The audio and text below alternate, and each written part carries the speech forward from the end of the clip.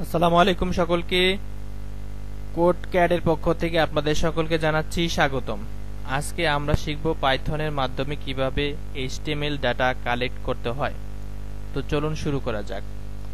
যে পদ্ধতিতে আমরা এইচটিএমএল ডাটা কালেক্ট করব এই পদ্ধতিটিকে বলা হয় ওয়েব স্ক্র্যাপিং। আর আজকে আমরা ওয়েব স্ক্র্যাপিং করব পাইথনের সাহায্যে। আমি এখানে অ্যানাকন্ডা সফটওয়্যারটি ওপেন করে জুপিটার নোটবুকটি লঞ্চ করে নিয়েছি। তারপর এখান থেকে আমি নতুন একটি ফাইল ওপেন করে নিচ্ছি, নতুন একটি নোটবুক।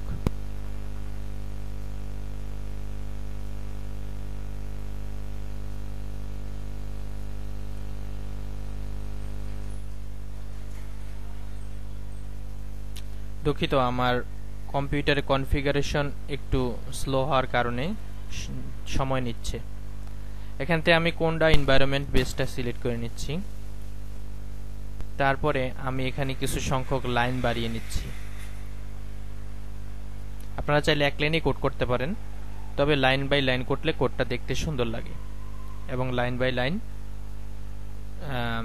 এই এডিটরটা রিড করতে পারে। আমি এখানে এটার নাম দিয়ে নিচ্ছি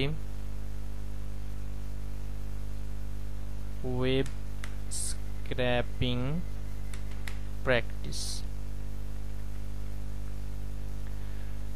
তো আমরা চাচ্ছি এই যে লরেম ইপসামের যে ওয়েবসাইটটা আছে, এখানে অনেক টেক্সট আছে, এখান থেকে এইচটিএমএল ডাটা কালেক্ট করতে।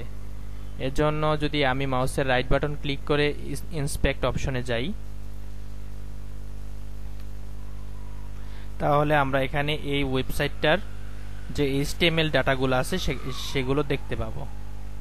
এই ডাটাগুলোই আমরা কালেক্ট করব পাইথন লাইব্রেরির সাহায্যে। তো সবার আগে আমি দুইটা পাইথন লাইব্রেরি ইম্পোর্ট করে নিচ্ছি। একটি হলো বিউটিফুল সোপ এবং আরেকটা হলো রিকোয়েস্ট। আমি এখানে বিউটিফুল সোপের ভার্সন 4 ব্যবহার করছি। From bs4 import beautiful soap.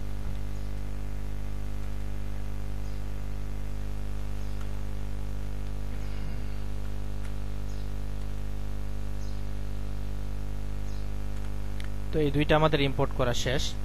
দ্বিতীয় ধাপে আমাদের কাজ হলো একটি ভেরিয়েবলের ভিতরে এই ওয়েবসাইটের ইউআরএলটা নিয়ে নেওয়া। তো আমি এই ওয়েবসাইটের ইউআরএলটা কপি করে নিলাম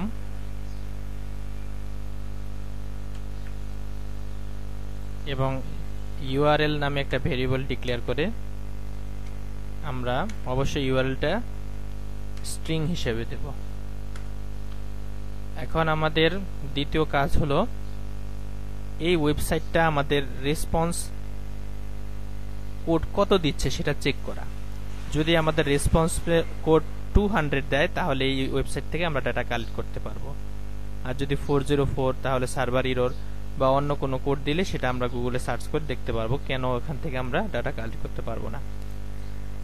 তো এটা রেসপন্সটা চেক করার জন্য আমি এখানে রিকোয়েস্ট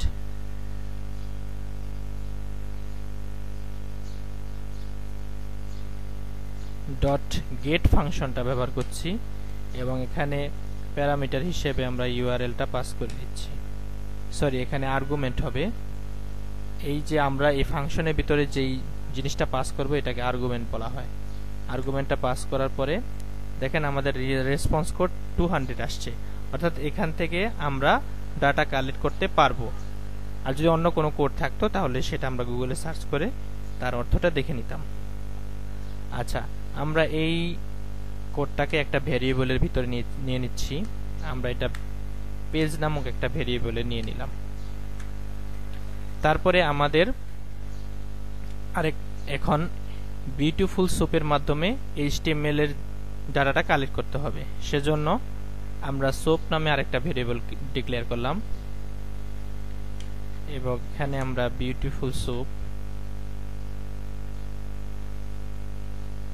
এখানে আমরা এই বিউটিফুল সোপ লাইব্রেরির ভিতরে আমাদের দুইটা ভ্যালু পাস করতে হবে। প্রথম ভ্যালুটা হলো আমরা ওয়েবসাইটটা টেক্সট চাচ্ছি, টেক্সট, এবং এই টেক্সটটা যাচ্ছে আমরা HTML হিসেবে। এখন যদি আমরা এই সোপটা প্রিন্ট করি, এখানে আমরা বানান ভুল করেছি।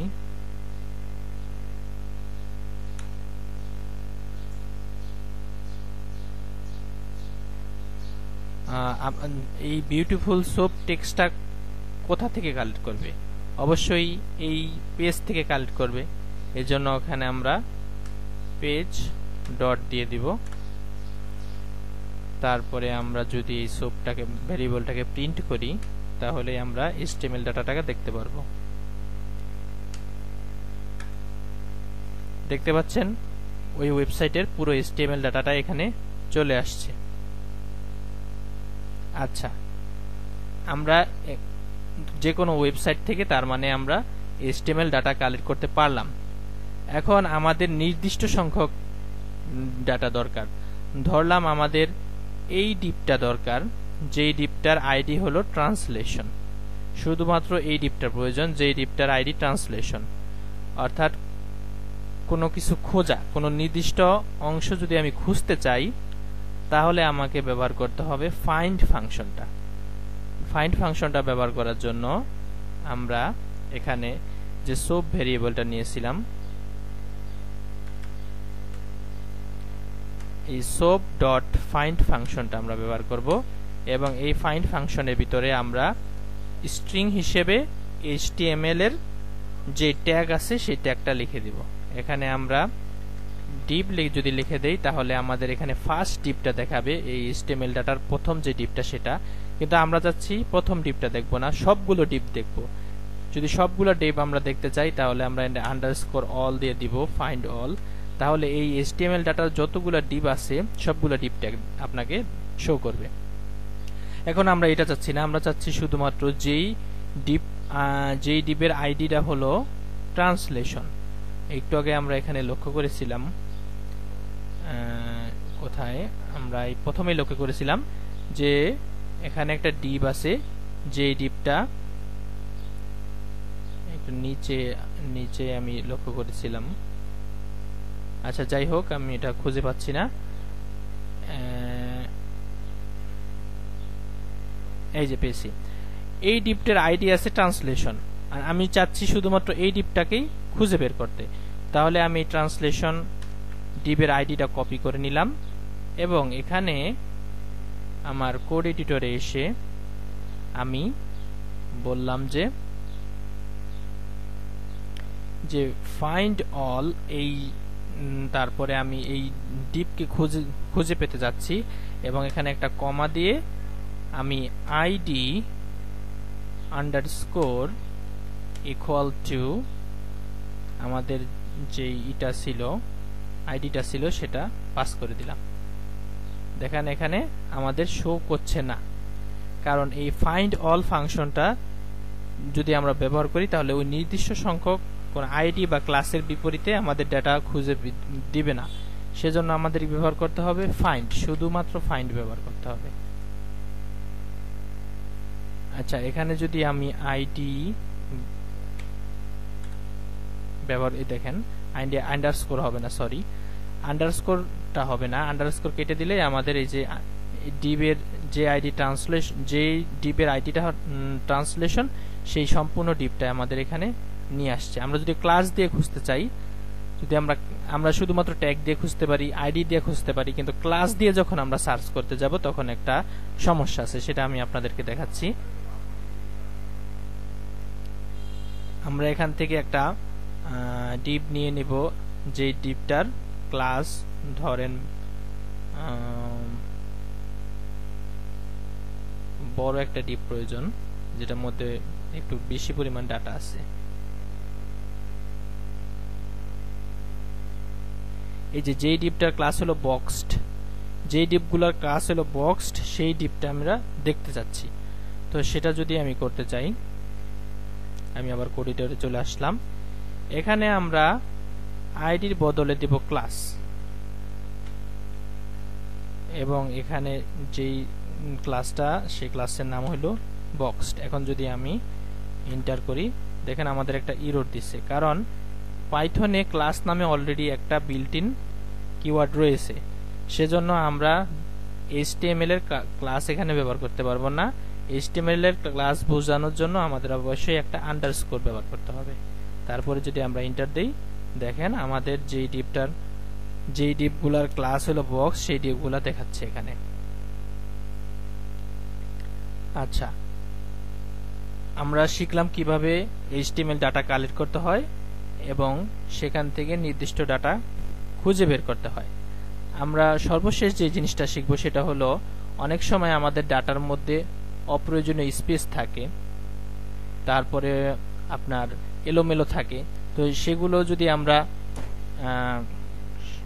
ভালোভাবে দেখতে চাই, অর্থাৎ অপ্রয়োজনীয় স্পেস ছাড়া, হোয়াইট স্পেস ছাড়া আমরা একটা ডাটাকে স্ট্রাকচার আকারে যদি দেখতে চাই, তাহলে আমরা কি করব, তাহলে আমরা